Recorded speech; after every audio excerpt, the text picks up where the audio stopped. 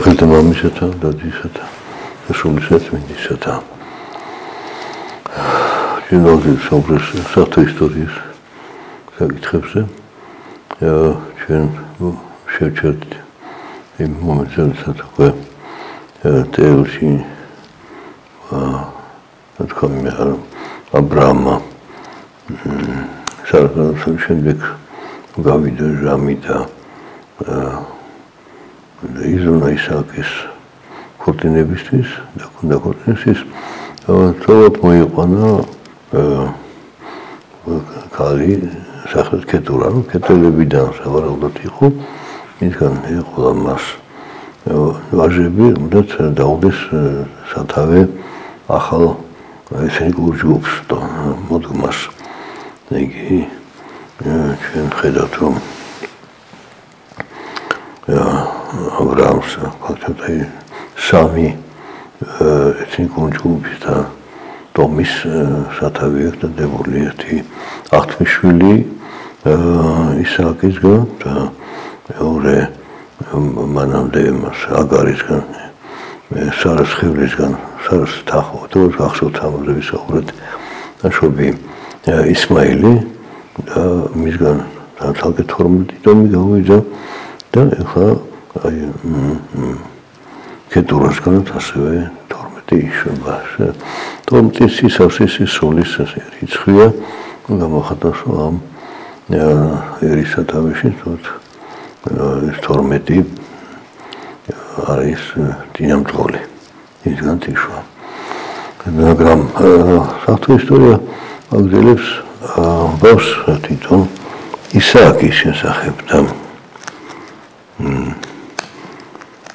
მაგრამ ახსენებს ისმაილსაც იმიტომ რომ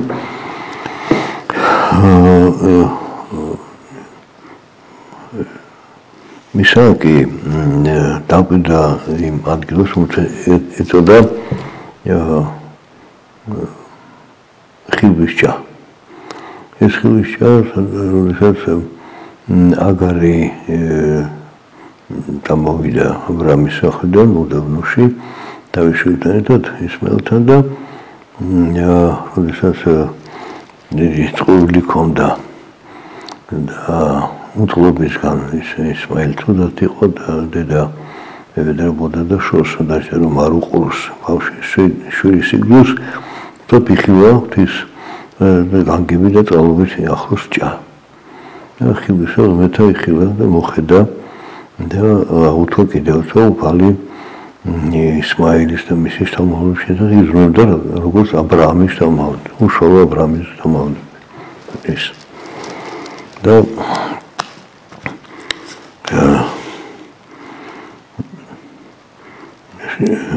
იგი ისმაილმა შენიხტერი იცოცხლა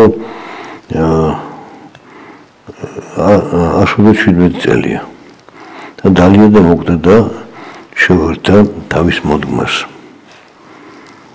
ხო ასევე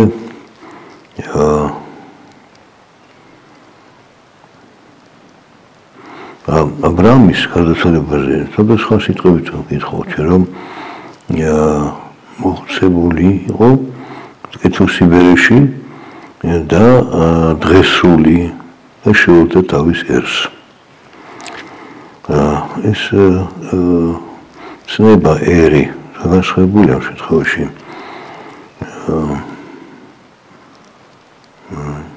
იგი აბრაამს ნათქვა მე რომ თავის ერს შეუერთდა ეს ერი არის ღვთისმოსავი დაწებული ნოიშინ და სემიდან, არბაქშადიდან და ჩვენ ამაზე ვისაუბრეთ უკვე შემდეგ აბრაამამდე.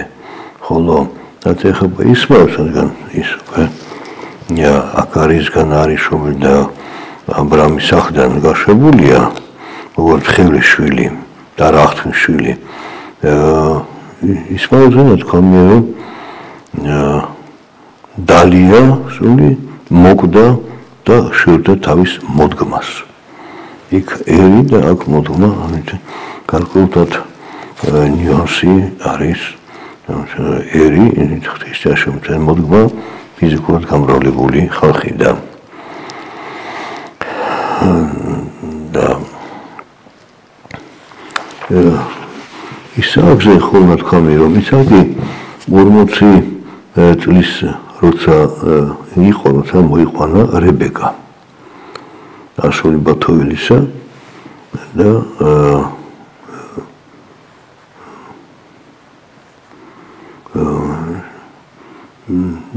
და ლაბანისა და ევლებოდა ისააკი უფალს რებეკას თავისი ცოლისის გამო, რადგან ბერწი იყო, რომ შვილი არ ყავდათ მას არ გახანი. მაგრამ უფალმა შეისნა ისააკის ედება და რებეკა მიდგომილი და მათში ტყუპები დაიბადნენ. ამ ტყუპების შესახებ განსაკუთრებას ამახვილებს წერილი, რომ ეს ნაყოფი ბავშვების იზრდებოდა მასში და თქვა რებეკამ, თუ ასე უნდა ვიყო, რატომ ხდება ეს ჩემთვის და წავიდა საკითხად უფალთანო. უფალმა მასო. და საკითხად უფალთან შევიდა. ხო ტაძარი ჯერ არ არის. მაგრამ ეს ანიშნავს, რომ განმარტოვდა ცალკე. რომ ხელი არ შეუშალოს ლოცვა-ვედრებაში. უფალთან მიმართებაში, ამ ურთიერთობაში არავინ არ ჩაერიოს. და ითხოვა პასუხი, რომ ჯერ ერთი იყო სასჯელებით, რომ ბერწი იყო და არ ყავდა შვილი. მერე შეისნა ისააკის ვედრება და მიეცა ეს ტყუპები, რომელიც იქ ჩხუბობენ ერთმანეთთან. და რის მომასწავებელია. ანუ ღვთის განგება უნდა გაიგოს და აქედან ჩანს, რომ რებეკა მოწმუნე იყო. მას ჭეშმარიტ ღმერთი სწამდა. არა კერპებს მიმართა, რომელიც მის მამამისის სახლში უკვე იყო მიღებული, არამედ ჭეშმარიტ ღმერთს მიმართა ვედრებით და პასუხით მიიღო. უთხრა უფალმა მას, ორი ხალხი შენს მუცელშია და ორი ერი შენი მუცლზე გაიყოფა.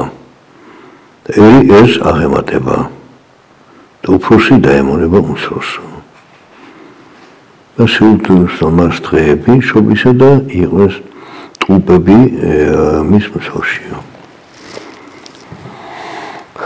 აი უკვე ორი ერი, იქ მოდგმა და ერი დადაბრა. ესე იგი ამ ტყუპებიდან ორივე სათავეს თავდებს ახალ ერს. მაგრამ ამ ორიდან რომელი იქნება აღთქმის გამძლებელი, ვის დამომავლობაში აღსრულდება აღთქმა დადებული ღვთის მიერ ადამთან, შემდეგ ნოესთან და შემდეგ აბრაამთან. ეს შემდეგ გამოჩნდება მათი ცხოვრების წესის და არჩევანის მიხედვით. აი აქ აღძლებდა შეუძლებელი და იყვნენ ტყუპები და გამოვიდა ძე ბილშო წითური მთლიანად და ვართ ყავები წვიანი და დაარქვა მას სახელი ესავი. ესავი ებრაულად ბეწვიანს ბალნიანს ნიშნავს. შემდეგ და ამის შემდეგ გამოვიდა მისი ძმა და მისი ხელი მოჭიდებული იყო ესავის ქუსლზე. ეწოდა მას სახელი იაკობი. იაკობზე თავის მნიშვნელობა გამოსახავს, რომ ესე იგი მოტყუებელი სხვა ადამიანის, მაგრამ ქუსლზე მოჭიდებული. და ისააკი იყო ამ დროს 60 წლის, როცა შვა ესენი რებეკამ. და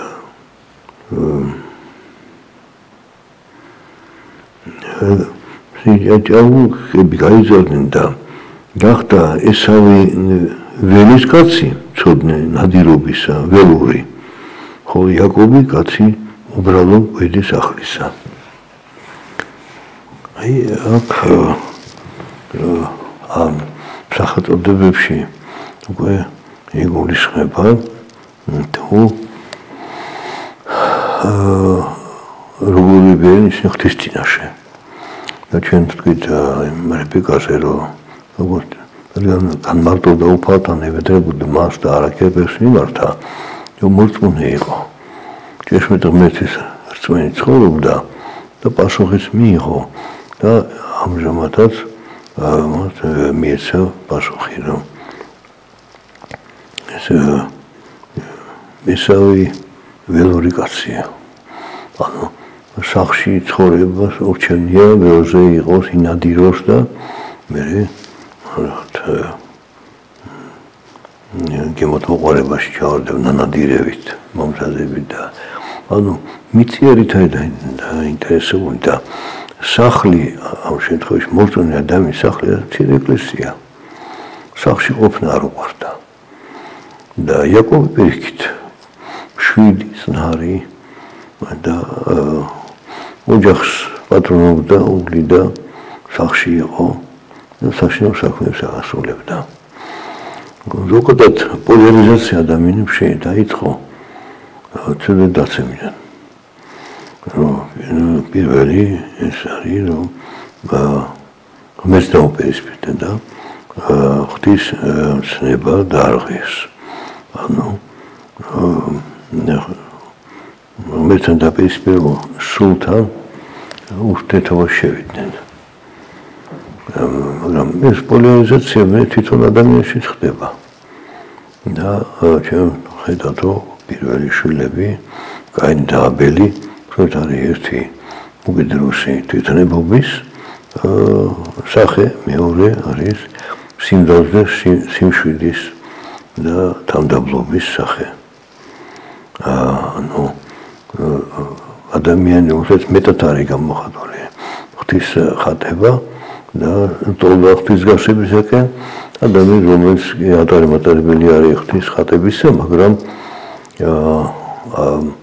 მონაცემებს და მოტივებს ის იღებს არასათო ღვთისათვის და სიყვარულს ნაცვლად ეგოიზმია სიყვარულს ნაცვლად სიძულვიან ბოროტება სიმართლეს ნაცვლად სიცრუე თავნებობა და ეს პოლარიზაცია გრძელდება მე მთელ ხასთა მოდგმაში ერთ ოჯახში სხვადასხვა შვილებებადებიან თოლქმას შორის არის დაპირისპირება გაუგებრობა და მთელი ადამიანის და ხასთა მოდგმის ცხოვრებას აი ამ პოლარიზაციის ფონზე მიმდინარეობს ურთიერთდაპირისპირება ხდება და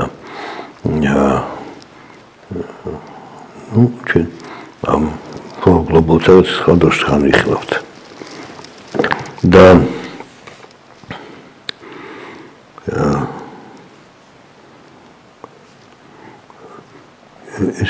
ისააკმა მამამ შეიყვარა ესავიო მაგრამ მისი ნანადირევი იყო მისთვის ჩაჭრილად ხოლო რებეკას უყვარდა იაკობი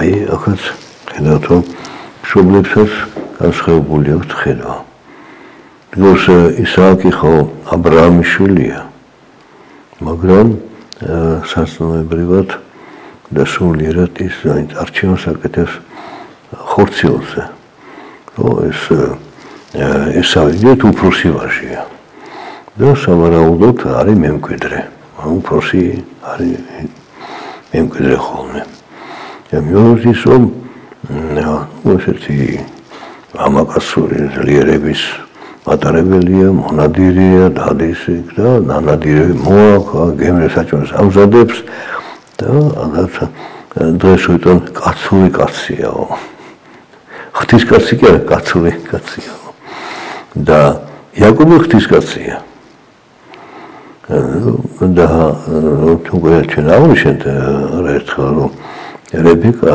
მიუხედავად იმისა რომ ხარანში თავის მამის და თავის ბაბუის სახლში გაიზარდა და შეინარჩუნა ჭეშმარიტი სარწმუნოება, რწმენა. და ამიტომ ის უკვე არჩევს ადამიანს სიყვარულით არის განწყობილი მისართ, ვინც სათნო ღვთისათვის. ეს მშვიდობის ყოფილი, მშვიდი და წყარი, გატონსებული, ზომელი ოჯახისთვის, სახლისთვის, და ამ დროს მოტონილი ადამიანის და ოჯახის სახლი მცირე ეკლესია, როგორც თქვით, აღინიშნება, შედეგად მოვლი ეკლესიის მიმართაც ის ერთგულია და ზომელი. და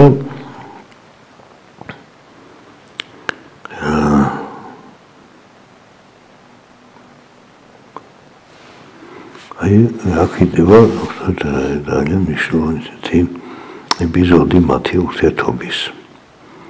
მოხარშა იაკობმა ნახარში და მოვიდა ესავი ველიდან დაღლილი. და უთხრა ესავმა იაკობს, გამასინჯე მე ეს წითელი ნახარში შენი, რაც მოხარშე, შეჭამადი. რადგან დაღლილი ვარ და ამის გამო ეწოდა თავისი სახელი ედომი. ხო. ანუ უჩას ერთი წითელი ფერის იყო ეს მარცვალი.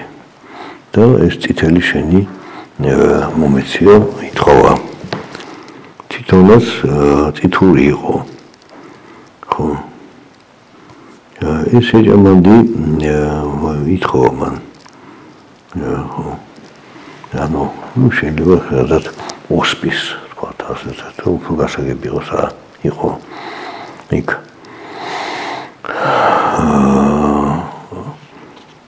მაშინ იაკობმა პასუხა მას. ხო. მომეცი მე დღეს შენი პირმშოობა.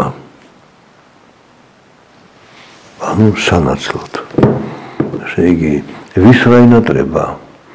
ესავს მოშიებულს ნადირობდნენ დაბლოს დაღლილს ინატრება შეჭამადი, საჭმელი ხდა. იაკობს გულის სიღრმეში ენატრება იყოს აღთმის შესრულებელი ღვთისა. და მამისგან და დედისგან გაგონილი აქვთ თავისი წინაპრების ამბავი და იმ აღთმის შესახებ ერთად ადვაძამთან, შემდეგ როგორც ვთქვით ნოესთან, აბრაამთან და ანუ აღთმა ეხება ხსენის მოსვლას. მის მოდმოში მოვა. როდის რა ნიშნით? აი აქედან ხედავთ რომ ცხოვრების საზრისის საზომი ადამიანის სხვადასხვა აქვს.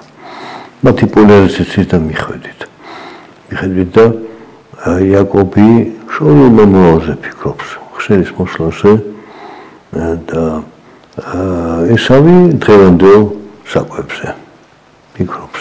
ეს უფრო ენატრება. ამიტომ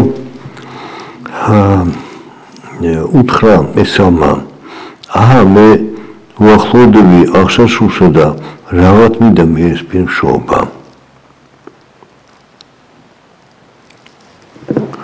აღსასრულს უახლოვდები, ანუ ესე დაღლილი მშიერია, რომ გონია რომ ხა მოკვდება. ანუ ერთი სიგვიშიშიც აქვს და სიგვის მომზადებელია. ანუ სიგვის არ უნდა, რისის უნდა მოკვდეს. და რა არის პირმშოობა, ნუ ეს სიტყვა მისთვის, ლიტონის სიტყვა. ამიტომ ადვილად შეუძლია მისი უარყოფა. და უთხრა მას იაკობმა, შემოფიცე მე დღეს და შეფიცე მას და მისცა ესავმა პირმშობა იაკობს, ხოლო იაკობმა მისცა ესავს პური და ოსპის ნახარში. შეჭამადი. და ჭამა და სხვა დაადგა და წავიდა და არა ჩააგდო ესავმა პირმშოობა. პირმშოობა გულისხმობა სასკოლა ქონებრივ უპირატესობას, რომ მამის გარდაცვალების შემდეგ პირმშობა უპირატესი ძმა უფროსი იყო, ქონება მას რჩებოდა. და ეს პირმშობა უკავშირ ქონებას ნუ არა ხა მამაულის მოკრება არის და მე დღეს ასე დღეში ვარ. ანუ საზომი ესავისა დღევანდელი დღე არის. საზომი იაკობისა მომავალი შორეული მომავალი მარტო მისი კი არა, მისი მოდგმის და კაცობრიობის და ღმერთთან მუდმივი კავშირის. აი ამით განსხვავდებიან სწორედ ერთმანეთისგან ესავი და იაკობი. და შემდეგ ეს უკვე ახალი ისტორია იწყება და ჩვენ ამაზე შემდგომში ვისაუბროთ. დღეს დაგემშვიდობებით ღმერთთან დაგვრჩა.